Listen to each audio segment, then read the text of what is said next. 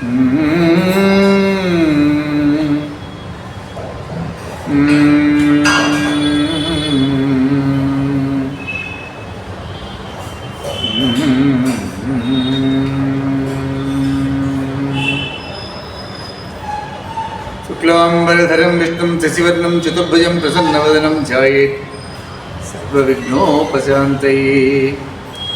అగజానన పద్మార్కం గజాననమహర్నిశం అనేకదంతం భక్తానాం ఏకదం తం ఉపాస్మహే. జయ గజానన మహారాజ్ కీ జయ.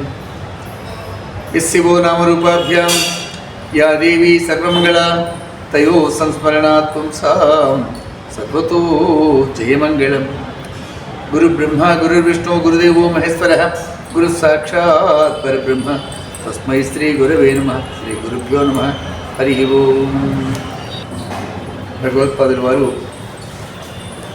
మానవ జీవితంలోని వివిధ ఘట్టాలని రమ్యంగా వివరించారు. తను ఎదుర్కొనేటువంటి సమస్యల్ని, ఎటువంటి పరిస్థితుల్లో ఉన్నా కూడా మనస్సుని నిశ్చలంగా ఉంచి పరమాత్మ యందు ఏ మాదిరిగా పరమాత్మ పాదాల యందు ఉంచాలనేటువంటిది ఈ శతశ్లోకి 11వ శ్లోకము. పటుర్వాగిహివ యతిరపి జటీవా తదితరో నరో వా యః కశ్చిద్ భవతు భవ కిం తేన భవతి యదీయం హృత్పద్మం యది భవదధీనం పశుపతే తదీయః త్వం శంభో భవసి భవభారం చ వహసి. హర నమః పార్వతీపతే. హర హర మహాదేవ. పటుర్వాగేహీవా, పటు బ్రహ్మచారి, గృహస్థ అయినా సరే ఆ గృహస్థాశ్రమము సుమారుగా 50-60 సంవత్సరాలు అందరికీ కూడా అన్ని అనుభవాలను నేర్పిస్తుంది.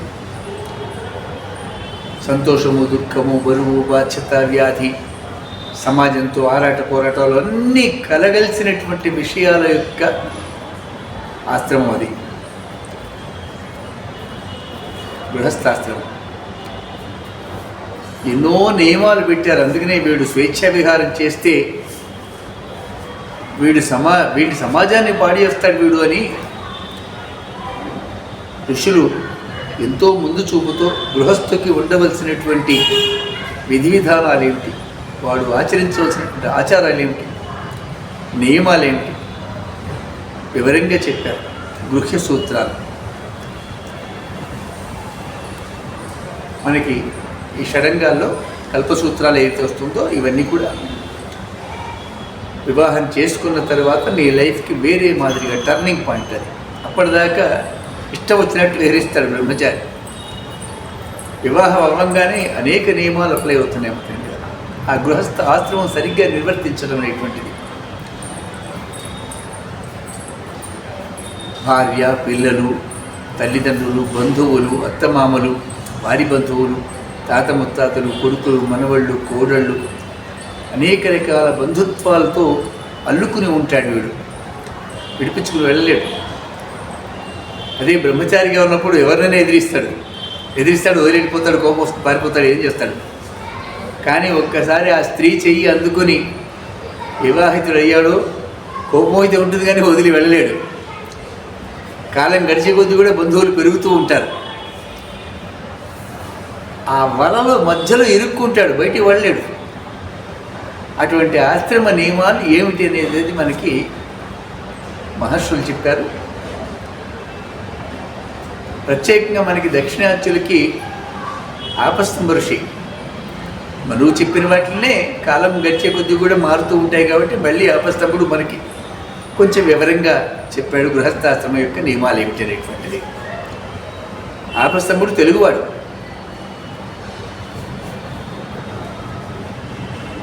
మూడు 3000 సంవత్సరాల క్రితం వాడు.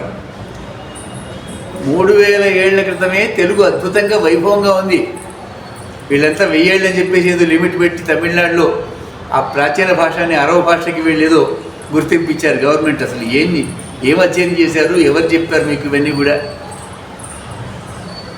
3000 సంవత్సరాల క్రితం ఆపస్తంభుడు తెలుగు బ్రహ్మాండమైనటువంటి వ్యాఖ్యానాలు ఇచ్చారు. గృహస్థాశ్రమం ఎలా ఉండాలి, బ్రహ్మచర్యం ఎలా ఉండాలి, ఆశ్రమ ధర్మాలన్నీ కల్పసూత్రాలకు అనువాదం చేసి ఇచ్చాడు మనకి. మనం ప్రబల చెప్పుకునేటప్పుడు కూడా దక్షిణాదిలో ఆపస్తంభుడు,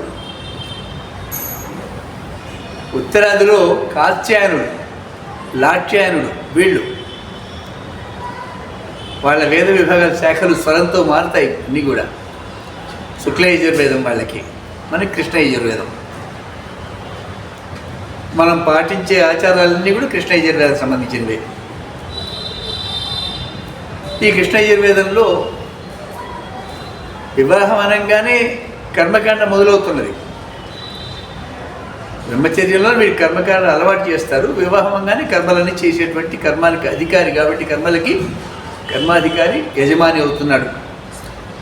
గృహస్థు ఇంటి యజమాని, అతను చేసే కర్మలు అన్నిటికీ అధికారి అతనే. ఇందులో నియమాలు ఏమిటి?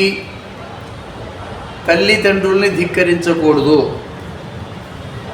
వివాహం అయినా కూడా, నువ్వు కూడా గృహస్థు అయినా కూడా నీ తల్లిదండ్రులు నీకు పూజనీయులు ప్రధానం. అలాగే భార్య భర్తని ధిక్కరించకూడదు. భర్తని నువ్వు అని ఏకవచనంతో మాట్లాడకూడదు. భర్తని ఏకవచనంతో మాట్లాడే స్త్రీ ముఖం చూడకూడదు, పాపం వస్తుంది. పతివ్రత లక్షణాలు ఉండవు ఆ ముఖంలో. అందువల్లే భర్తని నువ్వు అని పిలిచేటువంటి స్త్రీ యొక్క ముఖం చూడకూడదు, బహువచనంలోనే పెట్టాలి. భర్త భగవంతుడే, ఆ భావంతోనే భర్తను ఆరాధన చేయాలి. అలాగే కుమారుడు తల్లిదండ్రులకి వశుడై ఉండాలి. కొత్త చదువులు చదువుకున్నా, నేను ఇంజనీరింగ్ డాక్టర్ని అంటూ తల్లిదండ్రులు ధిక్కరించకూడదు. నువ్వు ఏం చదువుకున్నా వీరికి నువ్వు అధీనుడివే. ఎవరు ఏ స్థాయిలో ఎక్కడ ఎవరి హద్దు లేని అనేవి మనకి ఆశ్రమ ధర్మాలు చెప్తాయి. గృహస్థాశ్రమం అప్పుడు వర్ణధర్మములు ఉండేవి. బ్రాహ్మణ, క్షత్రియ, వైశ్య అంటూ వర్ణధర్మాలు ఆ కాలానికి అవి చెల్లినాయి, ఇప్పుడు చెల్లవు. కానీ ఆశ్రమ ధర్మాలు అప్పుడు ఇప్పుడు ఎప్పుడు కూడా ఒకటే ఉంటాయి, అవి మారవు. వివాహం కానంత వరకు నువ్వు బ్రహ్మచర్య వ్రతాన్ని చక్కగా పాటించాలి. నువ్వు ఏ చదువు చదువుకున్నా కూడా అనవసరమైన సావాసాలు చేసి మనసుని కలుషితం చేసుకోవద్దు నాయనా. దీని ప్రభావం నీకు తర్వాత పడుతుంది, ఇప్పుడు కాదు అది. కాబట్టి ఎవరితో స్నేహం చేయాలి, ఎవరితో చేయకూడదు, ఏ కాలంలో నువ్వు సంధ్యావందనాది కార్యక్రమాలు చేయాలి, ఏ సమయంలో ఈ కొత్త విద్యా విధానాలని వచ్చిన వీటికి సమయం కేటాయించాల్సిందే. ఆ విద్యార్థి దశ అయిపోయి గృహస్థాశ్రమంలోకి వచ్చేటప్పుడు నువ్వు ఆ స్త్రీని వివాహం చేసుకున్నప్పటి నుంచి నీకు ఒక గమ్యం ఏర్పడింది. గృహస్థు ఆశ్రమ సమాజంలో నీ స్థాయి ఒకటి. సాధారణంగా సమాజంలో ఉండే నియమాలు ఏమిటి? ఎవరింటికన్నా ఒక్కడే వెళ్ళానుకోండి, వాళ్ళు బ్రహ్మచారి శతమరకఠ అని వాడిని సరిగ్గా ఆదరించరు. బయట కూర్చోబెట్టేస్తారు, ఏం కావాలి, ఎందుకు వచ్చామని ఒక 2 నిమిషాల్లో పంపించేస్తారు. అదే ఆడపిల్ల ఒక్కరికి వెళ్ళినా కూడా అదే స్థితి ఉంటుంది. కాస్త ఆడపిల్ల కాబట్టి ఇంట్లోకి తీసుకెళ్ళి 2 ఎందుకు వచ్చిందో ఎటు తెలిసి పంపిస్తారు. కానీ ఇద్దరు కలిసి వస్తే మాత్రం ఆది దంపతులు పార్వతీ పరమేశ్వరులే, ఇద్దరిని సాదరంగా ఆహ్వానించాలి ఇంట్లోకి. వారికి తగిన గౌరవం ఇవ్వాలి. మరి ఎందుకు వచ్చారో అది తెలుసుకుని వారి సేవ ఏమిటి చేసుకోవచ్చు. ఇద్దరు వెళ్తే ఈ మర్యాద దక్కుతుంది. ఒక్కడే వెళ్తే, వివాహం అయిన తర్వాత ఒక్కడే ఎవరింటికన్నా వెళ్తే ఈ గౌరవం ఉండదు. ఒక్కతే తను వెళ్ళినా ఉండదు. ఇద్దరు కలిసి వెళ్తే ఆ మర్యాద వేరుంటుంది. మారిపోతుంది జీవన విధానం. గృహస్థాశ్రమ లక్షణాలు: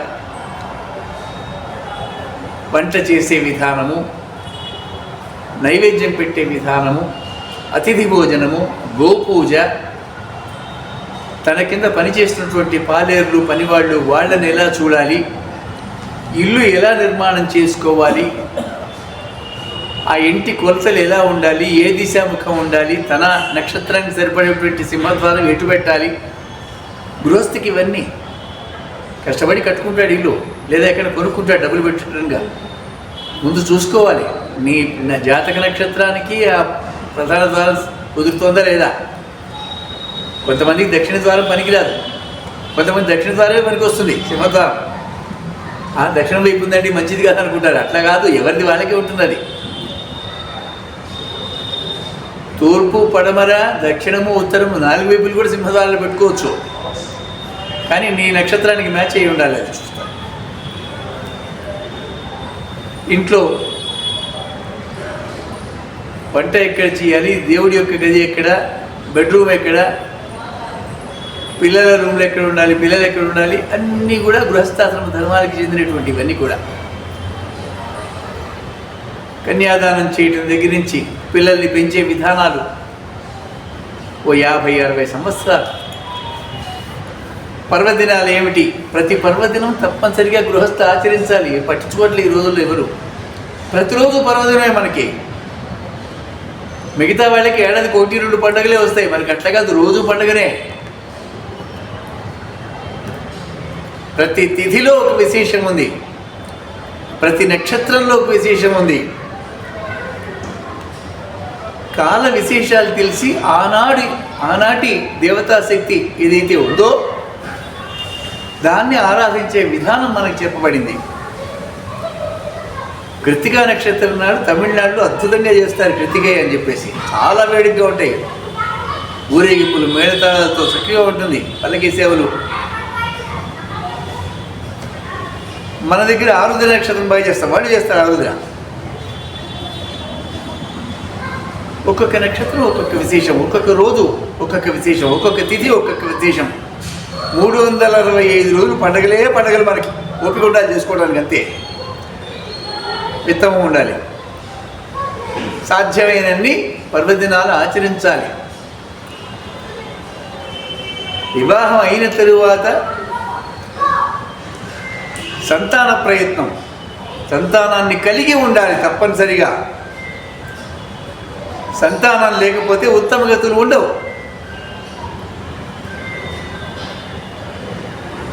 ఏదైనా కారణం చేత సంతానం కలగలేదు, కలగబోదు అనుకుంటే దత్తత తీసుకోవాలి. అన్నదమ్ముల పిల్లలు, పెదనాన్న చిన్నాన్న పిల్లలు తనకి బంధువర్గంలో తీసుకుంటే మంచిది. దొరకలేదో బయట పిల్లలు తీసుకోవాలి. దత్తత తప్పనిసరి తీసుకోవాలి. సంతానాన్ని కలిగి ఉండాలి. దత్తత సమంత్రికంగా ఉండాలి. ఆ మంత్రానికి ఉండే శక్తి అన్నమాట. వాడి నాడులో అంతా కూడా మార్పు చెందుతుంది ఈ దత్త మంత్రాల వల్ల. వాడు ఎవరికి పుట్టాడో, వాళ్ళ నక్షత్రం ఏమిటో, వాడి నాడీ వ్యవస్థ ఏమిటో, ఆ నాడుల్లో వాడి ఏ కర్మలు సంచరిస్తున్నాయో తెలియదు కదా. అందువల్ల హోమ సహితంగా దత్తత తీసుకోవాలి. సమంత్రంగా సస్వరంతో ఉండాలి. ఈ దత్త మంత్రాలు వాడి నాడుల్లో ఉండేటువంటి పురాకృత కర్మలన్నీ బయటికి వెళ్ళగొడతాయి. వీళ్ళ వంశంలోకి వస్తున్నాడు వాడు, ఈ గోత్రము, ఈ వంశము. సంతానాన్ని కలిగి ఉండాలి. ఆడపిల్లల్ని కూడా కలిగి ఉండాలి.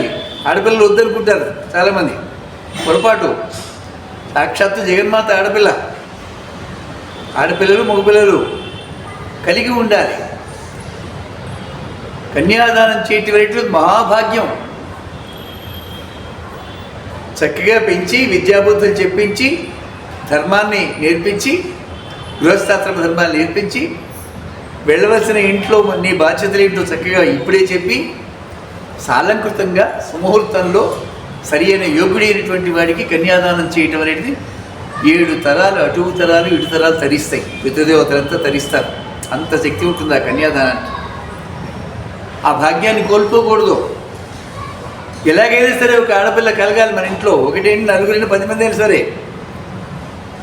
ఇదివరకు ఒక్కొక్క ఇంట్లో 15 మంది 12 మంది 15 మంది పిల్లలు పుట్టేవాళ్ళు.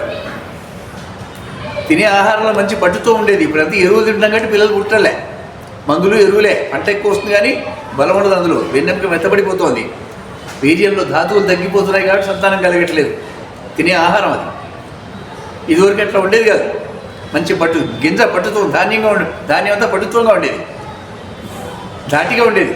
ఎంత కష్టపడి పనిచేసేవాళ్ళు 10-15 మంది పిల్లల్ని, ఒక 5-6 మంది ఆడపిల్లలు అందరికీ కూడా ఎంత చక్కగా అలంకరించేవాళ్ళు. ఇంట్లో సప్తమాతృకుల్లాగా ఉండేది. ఆ ఆచారాలన్నీ కూడా మాయమైపోతున్నాయి మెల్లిగా. ఆడపిల్లని చక్కగా అలంకరించి కన్యను దానం చేయడం వల్ల 7 తరాలు తరిస్తాయి నాయన. ఆ భాగ్యాన్ని వదులుకోకూడదు. ఆడపిల్లలు లేని ఇంట్లో కొంతమంది ఇదివరకు ఏం చేసేవాళ్ళంటే అందరు దాదాపు 10 మంది మగపిల్లలే పుట్టేవాళ్ళు. దాంతో ఎవరైనా పేదవాళ్ళు ఆడపిల్ల పెళ్లి చేస్తుంటే వాళ్ళు చేసుకుని ఆ పెళ్లి ఖర్చులను వివరించి కన్యాదానం వీళ్ళు చేసేవాడు వాళ్ళ తరఫున. 5-6 మంది ఆడపిల్లలు ఒక ఇంట్లో ఉంటే అమ్మ ఒక కన్యాను దానం చేసే భాగ్యం మాకేమో మా ఖర్చు నేను పెట్టుకుంటామని అడిగి వెళ్ళి అది ఎంతైనా సరే ఖర్చు పెట్టుకుని చేసేవాడు. ఆ కన్యాదాన ఫలం అంతటిది. వదులుకోకూడదు. ఆడపిల్లల్ని చక్కగా అమ్మవారు చూసినట్టే చూడాలి. ఆడపిల్లల్ని కొట్టకూడదు, తిట్టకూడదు.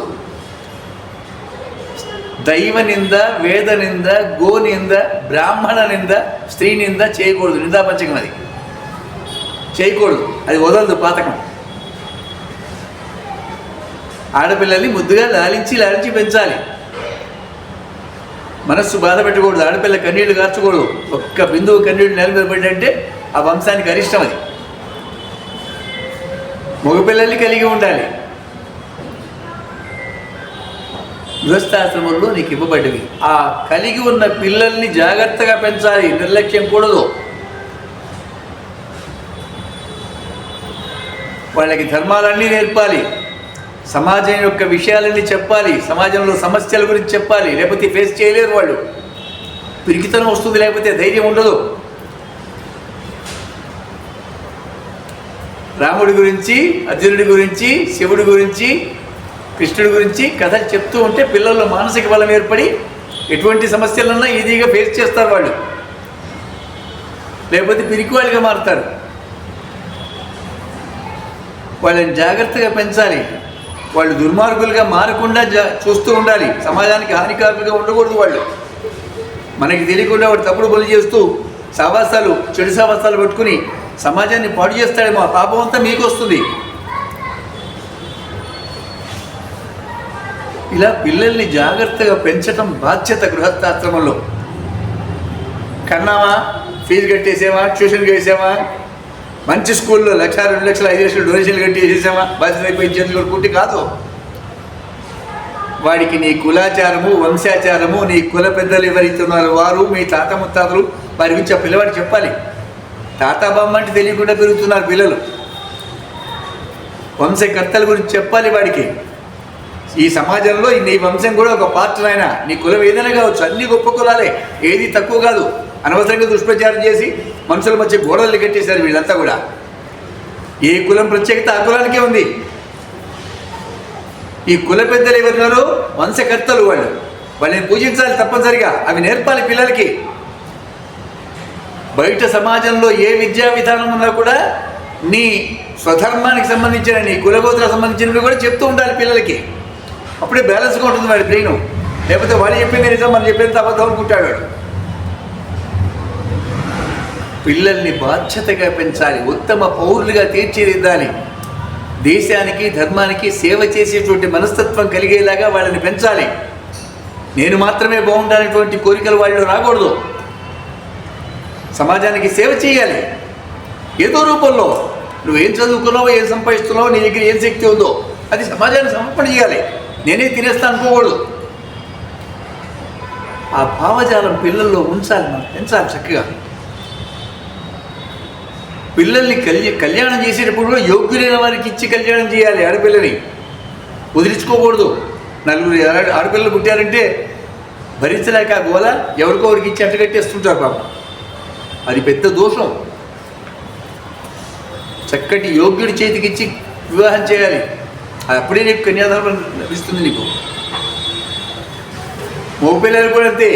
కోడలు తెచ్చుకునేటప్పుడు మంచి అమ్మాయిని చూసి తీసుకురావాలి. అనేక పరీక్షలు పెట్టారు, మనం చెప్పుకున్నామని. అవన్నీ చూసి మంచి చక్కటి కోడల్ని, కన్ను, ముక్కు, చెవి, తీరు, నడుము, కాళ్ళు, చేతులు, నడక, మాట అన్నీ చక్కగా ఉన్నాయి లేదా, ఇది బాక్య రూపం. అంతరూపంగా అమ్మాయి యొక్క మానసిక స్థితి ఏమిటి అది చూడాలి చక్కగా. అమ్మాయిలో భావాలు ఏమైనా క్రూరంగా ఉన్నాయా, పెళ్లి చేసిన తర్వాత గృహప్రవేశం అత్త గంగ ప్రవేశం అన్నట్టు ఉంటుందా ఏంటి? కొత్త కోళ్ళ రాగానే అత్తగానే ఎడగొట్టే కేసులు చాలా ఉంటాయి ఇవన్నీ కూడా. సో అటువంటి క్రూరమైనటువంటి మనస్తత్వం లేకుండా చక్కటి కోడలు తెచ్చుకోవాలి. పెద్దలకి సేవ చేసేటువంటి భావాలు ఉన్నటువంటి అమ్మాయిని మనస్సును పరీక్షించాలి. ఏ ఇంటి నుంచి, ఏ కులం నుంచి, ఏ గోత్రం నుంచి అమ్మాయిని తెచ్చుకుంటావో ఆ కుల గోత్రాలు కలిగిన వాళ్ళ యొక్క 7 తరాలు పరీక్షించాలి. వాళ్ళని బ్యాటరీ కార్డు ఎక్కడ ఉండకూడదు. ఎందుకంటే జెనెటిక్ కార్డు రా, భావాలన్నీ జీన్స్లో ఉంటాయి. అవన్నీ కూడా నీ వంశాన్ని పాడు చేస్తాయి. జాగ్రత్త. ఇలా గృహస్థాశ్రమంలో అనేక నియమాలు. పండగలు చేసుకోవాలి, వేడుకగా చేయాలి, పండగలు శ్రద్ధగా చేయాలి. వినాయక చవితి వచ్చినప్పుడు నవరాత్రులు కూడా చక్కగా వినాయకుడిని పూజిస్తూ పిల్లలకి నేర్పాలి. విద్యాబుద్ధులకి కారకుడు వినాయకుడు. దేవీ నవరాత్రులు వచ్చినప్పుడు అమ్మవారి యొక్క పూజా విధానం అంతా నేర్పాలి. దీపావళి వచ్చినప్పుడు చక్కగా టపాకాయలు వేడుక కాల్చి వాళ్ళకి ఉల్లాసం నింపాలి. ఎందుకు డబ్బులు దండగా అనుకుంటున్నారు? డబ్బులు దండగ కాదైనా వేడుక అది. మనస్సు ఉల్లాసంగా ఉంటే ఆరోగ్యం కుదురుగా ఉంటుంది, బ్రెయిన్ అప్డేట్ అవుతుంది, ఏ పనైనా ఈజీగా చేయగలుగుతాడు. మనస్సు నీరసంగా ఉంటే ఏ పని చేయలేడు. మనస్సుని ఉల్లాసంగా ఉంచడం కోసమే పర్వదినాలు. ఆ పర్వదినాలు కూడా పర్టికులర్ తిథివార నక్షత్రాల్లో ఉంటుంది. ఆ సమయంలో వీడి మానసిక స్థితి ఎలా ఉంటుందో తెలుసుకొని అప్పుడు ఆ పండుగలు ఆ దేవుడు పెట్టారు. ఈ వేడుక చేయడం ద్వారా ఆ బలహీనతలను తొలగిపోతాయి. దీర్ఘాయుష్మంతులు అవుతాడు. మంచి వర్చస్సు ముఖంలో అనేక మార్పులు వస్తాయి. పర్వదినాలు శ్రద్ధగా చేయాలి. 365 రోజులు విశేషాలే మనకి. మిగతా జాతులకి 1-2 రోజులు ఉంటాయి ఏడాదికి వాళ్ళ పండుగలు. 1-2 రోజులు కంటే పెద్ద ఖర్చు పెట్టి డాన్సరీ చేస్తారు. ఇక వాళ్ళే గొప్ప అన్నట్టుగా ఫీల్ అయిపోతుంటారు. వారికి ఇవన్నీ తెలియవు. మనము నిత్యము దేవతార్చన చేస్తాం. వాళ్ళు ఏడాదికో 6 నెలలకో వారానికి ఒకసారి చేస్తారు. వారానికి ఒకసారి స్నానం చేసేవాడు మనకి నీతులు చెప్తాడు. కర్మ. మనమన్నీ తప్పుడు, వాళ్ళవే కరెక్ట్. అవి చెప్పుకుంటూ పోతుంటారు. సరే,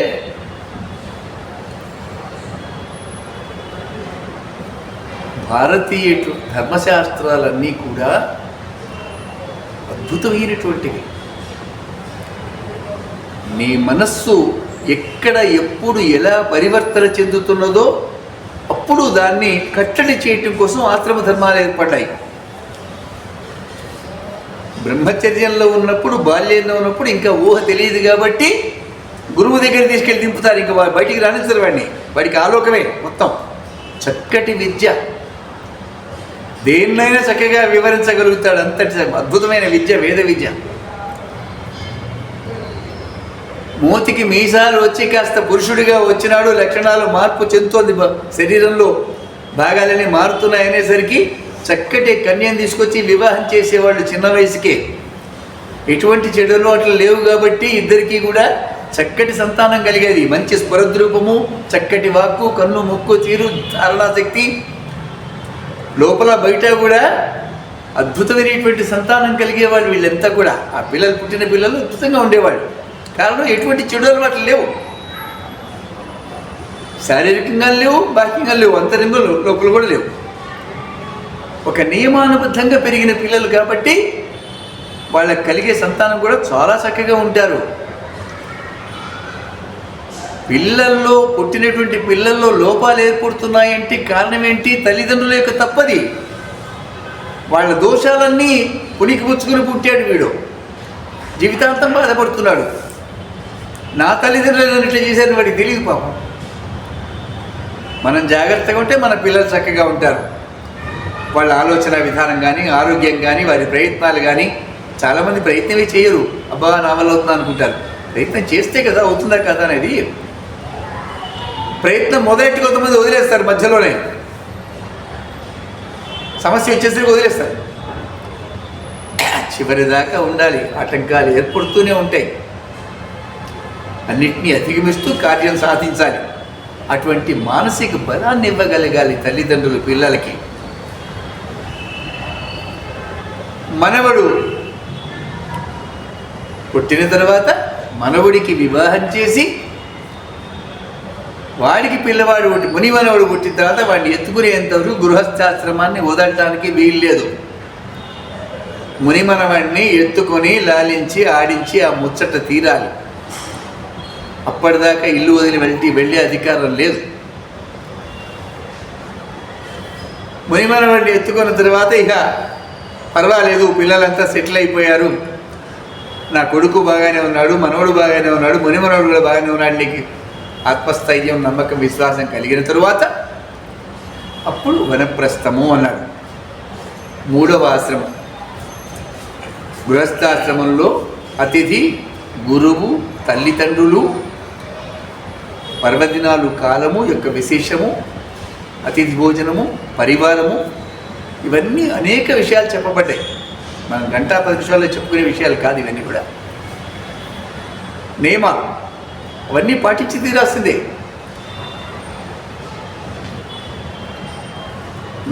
గృహస్థికి అతిథే ముఖ్యం. నిత్యము అతిథి పూజ, పితృదేవతలు, పితృతర్పణాలు, నిత్య శ్రాద్ధం చేసేవాళ్ళు ఇదివరకు, ఇప్పుడు మానేశారు. నిత్యము దేవతార్చన, నిత్య శ్రాద్ధము, 2 కూడా.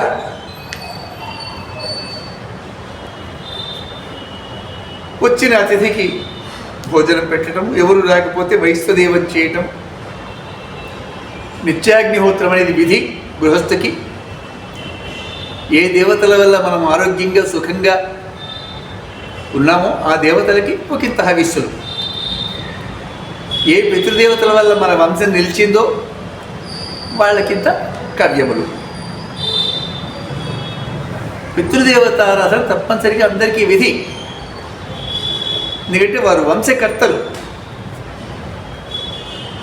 వారి యొక్క ఆశీస్సులతోనే మనకి సంతానం కలుగుతూ ఉంటారు. వారు ఆగ్రహిస్తే సంతానం ఆగిపోతుంది అక్కడికి. ఒకవేళ పుట్టినా కూడా వైకల్యాలతో పుడతారు. అందువల్ల పితృదేవతల్ని శ్రద్ధగా ఆరాధన చేయాలి. శ్రాద్ధమా, తర్పణమా, బిడ్డ ప్రధానమా, ఏం చేస్తావో చెయ్యి, నీ అవకాశం ఎంతవరకుతో.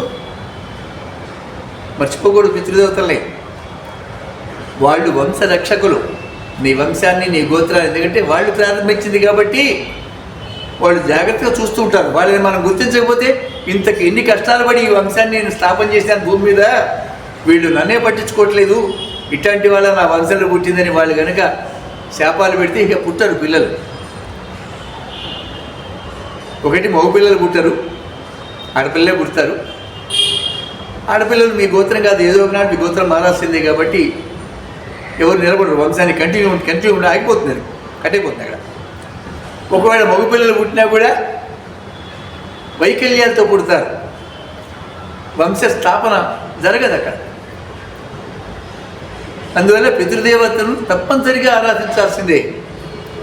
దేవతార్చన, పితృదేవతార్చన 2 కూడా విధి. అతిథి పూజ విధి. కొడుకు దారి తప్పితే ఆ పాపం దాదాపు తల్లిదండ్రులకి చెందుతుంది. కొడుకు దారి తప్పకుండా జాగ్రత్తగా కాపాడుకోవాలి. కొడుకు తప్పుడు పనులు చేస్తే, పాపాలు చేస్తే ఆ పాపం బాట అంతా కూడా తల్లిదండ్రులు వచ్చుకొస్తుంది. ప్రధాన తండ్రే. కొడుకు చెడిపోవడానికి కారణం తల్లి. తల్లి గారాబం చేస్తుంది. తండ్రి ఎంత చెప్పినా వినకుండా తల్లి గారాబం చేస్తుంది. దాంతో కొడుకు పాడైపోతాడు వాడు. తండ్రి తన వంశరక్షణ కోసం కొడుకు నియమాలతో పెంచాలని ఎన్నో కళ్ళగంటాడుగా నెగ్గరించదు. గాయ చేస్తుంది. ఇక ఆ ప్రేమ అతి ప్రేమ. అందుకనే పిల్లల్ని తీసుకెళ్ళి గురుకులాల్లో వదిలేవాళ్ళు అప్పుడు. ఇప్పుడు కాదు కదా. అందుకనే పిల్లలు మాట వినరు కూడా. 5 ఏళ్ళు వచ్చేంత వరకు పిల్లల్ని రాజులాగా చూడాలి. నువ్వే రాజు మా ఇంటికి అన్నంతగా వాడికి అర్థమయ్యేలాగా చెప్పాలి 5 ఏళ్ళు వచ్చేంత వరకు. 5 నుంచి 16 ఏళ్ళు వచ్చేదాకా దాసుడిగా చూడాలి. వాడు పరివాడికి చూడాలి. వాడికి గారాబం చూపించకూడదు, ప్రేమ చూపించకూడదు. చూపిస్తే పాడైపోతాడు. 16 తర్వాత మిత్రుడిగా చూడాలి వాడిని. ఇవి ఆశ్రమ ధర్మాల్లో ఉండే విశేషాలు. ఏం తెలుసుకోకుండానే పిల్లలు వాళ్ళు పెరుగుతున్నారు. నువ్వు ఇచ్చేది ఉంది, కాలం అది పెరుగుతూనే ఉంటారు. ఏ నియమాలు లేకుండా పెరిగేస్తున్నారు వాళ్ళు. చక్కగా మొక్క పాత తీసి నీళ్లు పోసి కంచిగట్టి రోజు దాన్ని కాపాడుతూ ఉంటే నీకు కావాల్సిన స్థాయిలో ఎదుగుతుంది. తిన్నగా వదిలేస్తే ఏమనుకంటే వెళ్ళిపోతుంది అది. పిల్లల్ని పెంచే విధానం. తప్పు చేస్తే ఆ శిక్ష నీకే పడుతుంది. ఆయన కొడుకు తప్పు చేస్తే శిక్ష తండ్రికి పడుతుంది. ఇవన్నీ విని తెలుసుకొని సంసారాన్ని దిద్దుకోవాలి. తర్వాత వనప్రస్థాశ్రమము. ముని మనవడిని ఎత్తుకున్న తర్వాత వాడికి 5 ఏళ్ళు వచ్చేంత వరకు ఇల్లు వదిలి వెళ్ళకూడదు. అప్పుడు ఆస్తులు గీస్తులు ఏమున్నాయి అన్నీ పంచిచ్చేసి ఎక్కడన్నా కాస్త దూరంలో వనాల్లోకి వెళ్ళి కుటీరం వేసుకుని అక్కడ భార్యతో సహా జీవితం మొదలెట్టాలి. భార్యాభర్తలు ఇద్దరు కలిసే వెళ్ళాలి, ఒక్కడే వెళ్ళకూడదు. ఇద్దరు కలిసే వెళ్ళాలి. రుచుల యందు ఆసక్తి తగ్గించుకుంటూ వెళ్ళాలి. నువ్వు గృహస్థాశ్రమం ఉన్నప్పుడు రకరకాల పదార్థాలు నీ భార్య చేత వంట చేయించుకుని తిను, నీకు అధికారం ఉంది, ఏవైనా చేసుకుని తినొచ్చు.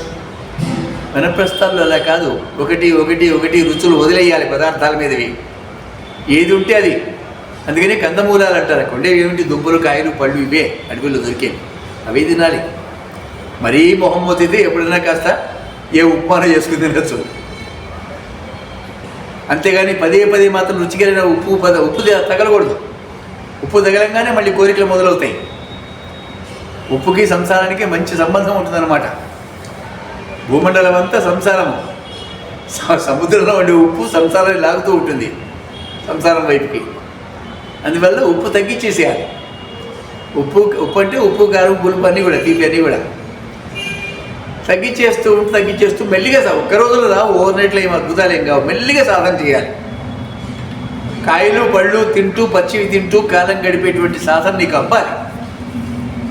నీ మీద నీకే విశ్వాసం కలిగినప్పుడు వండిన పదార్థాలు తినకుండా ఉండగలను అనే నమ్మకం నీకు కలగాలి. భార్యని ముట్టుకోకుండా నేను ఉండగలను అనేటువంటి నమ్మకం నీకు కలగాలి. 70-80 ఏళ్ళు కూడా కోరికలు ఉంటాయి మనిషికి. ఆ స్థితి వచ్చిన తర్వాత ఒక 2-4-5 సంవత్సరాల వరకు ఆ స్థితి ఉండాలి. అప్పుడు మనసు దృఢంగా ఉంటుంది. కాబట్టి సద్గురువుని ఆశ్రయించి దీక్ష తీసుకోవాలి. అప్పటిదాకా దీక్ష తీసుకోకూడదు. దీక్ష అంటే సన్యాస దీక్ష. ఇప్పటిదాకా నాతో ఏ వస్తువులు, ఏ వ్యక్తులు, ఏ విషయాలు నాతో సహవాసం చేశాయో, సంసార సంబంధమైనవన్నీ కూడా, గృహోపకరణాలు కానీ, గృహస్థాశ్రమంలో ఉండే బంధువులు, మిత్రులు, దాసులు, యాజమానులు అందరితో ఆ సావాసాలన్నీ కూడా తుడిచేయాలి. ఎవరు ఎవరికి ఏమీ కారు అది అర్థం కావాలి ముందు. నువ్వు వచ్చేటప్పుడు ఒక్కడివే వచ్చావు, వెళ్ళేటప్పుడు ఒక్కడివే వెళ్తావు. ఉన్నది కూడా నువ్వు ఒక్కడివే. కానీ నాకు ఇంత ఉందని నువ్వు అనుకుంటున్నావు, అట ఏమి ఉండదు. నీకు ఆకలి వేస్తే ఆకలి ఎట్లా ఉందో, ఎంత ఉందో నీకు మాత్రమే తెలుసు. నీ పక్కవాడికి తెలియదు, నీ పెళ్ళానికి వెళ్ళి నీ కొడుకు తెలియదు. అనుభవిస్తున్నది నువ్వు ఒక్కడివే. బాగా ఆలోచించి చూసుకో. ఆకలి వేసినా, బాధ కలిగినా, సంతోషం కలిగినా, కోపం వచ్చినా అన్నీ నువ్వు ఒక్కడివే. నీలోనే ఇవన్నీ భావాలు. నీ పక్క వాళ్ళకి సంబంధమే లేదు. మీరు కలిసి ఉన్నారే తప్ప ఏది ఎవరికి సంబంధం ఉండదు. ఒక ఇంట్లో 4-6 ఉన్నారంటే ఎవరికి వాళ్ళే ఉన్నారు, ఎవరికి ఎవరు ఏమి కారు. ఒక తోడు బయటవాడు వచ్చి కొడతాడేమో, ఒకరు తోడు, అంతకుమించి ఏముండదు. నువ్వు ఉన్నది ఒక్కడివే. నీ భార్య కూడా నీ పక్కనే పడుకుంది, కానీ ఆమె ఆలోచనలు వేరు, నీ ఆలోచనలు వేరు. మీ ఇద్దరికి ఒకటి కావు. జీవుడది. ఈ సావాసాలు అంత తొందరగా వదలవు. సంసారం అంత పటిష్టమైంది, బలమైంది, మహామాయ వదలదు. అందుకనే వానప్రస్థం అనేది ఒక 5-6 సంవత్సరాలు చెప్పబడింది. గృహస్థాశ్రమంలో మునిమనవడి దాకా ఎందుకు కొనసాగించారు అంటే, అన్ని రుచులు తీరాలి ఆయన, అన్ని కోరికలు తీరాలి, అన్ని పదార్థాల యందు విరక్తి కలగాలి. తిను, ఎంత తింటావు తిను, మొహం మొత్తేదాకా తిను. ఇక మళ్ళీ మనసు దాని వైపు వెళ్ళకూడదు. శరీర సుఖాలన్నీ అనుభవించు, వస్త్రాభరణాలన్నీ అనుభవించు. మునిమనవడిని ఎత్తుకున్న తర్వాత నీకు ఆటోమేటిక్గా వైరాగ్యం వస్తుంది. ఎంతో కాలం నుంచి అనుభవిస్తున్నావు, ఏముందిలేదు. ఆ స్థితి నిలకడగా ఉండటం కోసం వనప్రస్థం చెప్పబడింది. మళ్ళీ ఏమన్నా కోరికలు కలుగుతున్నాయి నీలో, రా ఇంటికి రా, వెనక్కి వచ్చి మళ్ళీ సంసారం చెయ్యి, వద్దంటలేదు. ఒకసారి సన్యాస దీక్ష తీసుకున్న తర్వాత వెనక్కి రావడానికి వీల్లేదు. ఇక గ్రామంలోకి అడుగు పెట్టకూడదు, ఇంట్లోకి అడుగు పెట్టకూడదు. సన్యాసికి అధికారం ఉండదు. సన్యాసి ఎవరివాడు కాదు. సన్యాసి వల్ల సమాజానికి ఏమీ ఉపయోగం ఉండదు. సన్యాసి తనను తాను ఉద్ధరించుకుంటాడు తప్ప ఇతరులకు ఏం చేయడు. సన్యాసి వల్ల సమాజానికి ఉపయోగం ఉండదు కాబట్టి వాళ్ళు ఊరు బయట. ఊళ్ళో వాళ్ళ సహకారం సన్యాసికి అవసరమే లేదు కాబట్టి వాడు ఊరిని వెలివేస్తాడు సన్యాసి, ఊళ్ళో వాళ్ళు సన్యాసిని వెలివేస్తారు. రెండు దూరమే. సన్యాస దీక్ష. స్త్రీలకి సన్యాసం ఉండదు. ఇప్పుడు చాలామంది సన్యాసంలో బయలుదేరినారు కాషాయ వస్త్రాలు వేసుకుని. మరి ఎవరు ఇస్తున్నారో మనకి శాస్త్రం అయితే ప్రమాణం కాదది. స్త్రీ గురుస్వరూపం కాదు. ఆ గురుపీఠాన్ని అధిష్ఠించేటువంటి అర్హత స్త్రీకి లేదు. చాలామంది గురువులు బయలుదేరారు స్త్రీలు, ధర్మశాస్త్రాలు చెప్తున్నారు, వేదం కూడా చెప్తున్నారు, యజ్ఞాలు చేస్తున్నారు. వేదమైతే ఈ అధికారం ఇవ్వలేదు. మరి వాళ్ళే నిర్ణయించుకున్నారో మరి మాకు తెలియదు. కానీ ప్రథమ గురువు స్త్రీనే. పిల్లవాడికి తల్లే ముందు గురువు. అక్కడే నేర్పుతుంది, అన్నీ కూడా తనే నేర్పుతుంది. వీడు మీ నాన్న, ఇది అన్నయ్య, ఇది ఇల్లు, ఇది కాయ, ఇది పండు, ఇది బొమ్మ, తల్లి నేర్పితేనే వచ్చే మాటలు వాడికి. కానీ గురుస్థానంలో తాను కూర్చోకూడదు. పురుషుడే గురువు. గురువు దక్షిణామూర్తి. చాలామంది స్త్రీలు గురువుగా చెల్లమని అవుతున్నారు. మరి జనానికి ఇవన్నీ తెలియవు కాబట్టి ఏదో మేలు జరుగుతుందనో లేకపోతే పాపాలు పోతాయనో జ్ఞానం వస్తుందనో వీళ్ళని కూడా పడుతున్నారు. చేయకూడదు, తప్పది. స్త్రీకి సన్యాసం పుచ్చుకునేటువంటి అధికారం లేదు. కాషాయ వస్త్రం స్త్రీ తొలగకూడదు. మంత్రం ఉపదేశం తీసుకున్నా ఇంట్లోనే చేసుకోవాలి తను.